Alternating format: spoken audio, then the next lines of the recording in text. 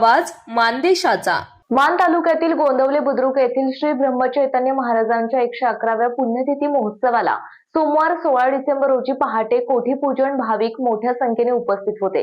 कोठी पूजनानिमित्त फळे, भाज्या, भांड्यांचा आकर्षक रचनेतून बनवलेली आरास पाहण्यासाठी ही भाविकांनी मोठी गर्दी केली होती। ब्रह्मानंद महाराजांनी घालून दिलेल्या पद्धतीनुसारच येथील समाधी मंदिर समितीच्या वतीने मार्गशीर्ष वद्य प्रतिपदा ते वद्य दशमी पर्यंत श्रींचा पुण्यतिथी महोत्सव मोठ्या उत्साहाने साजरा केला जातो। सोमवार दिनांक 16 डिसेंबर रोजी पहाटे समाधी मंदिर परिसरातील मुख्य सभामंडपात सकाळी 6:30 वाजता वेदघोष, ईशस्तवन आणि सुमधुर गायनाने सुरुवात झाली।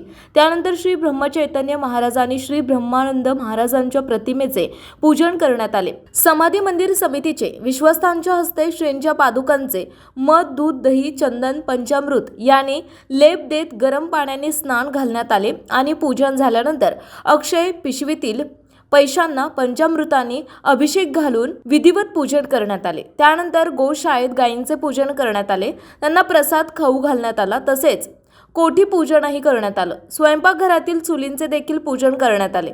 स्वयंपाकघरात स्वयंपाकासाठी लागणाऱ्या ताट, मोठी पातेली, वाट्या, चमचा, पळी, भातवाडी या वस्तूंची आरास करण्यात आली। स्वयंपाकघरातही भट्ट्यांचे पूजन करण्यात आले। गुळ, खोबरे, तेल, तूप तसेच कडधान्य यांची दैदिप्यमान आरास करण्यात आली। मुख्य मंदिरात सुद्धा फुलांची आणि पणत्यांची आरास केलेली होती। कोठी पूजनाच्या या कार्यक्रमानंतर मुख्य समाधी मंदिरात अखंड पहारा बसवण्यात आला।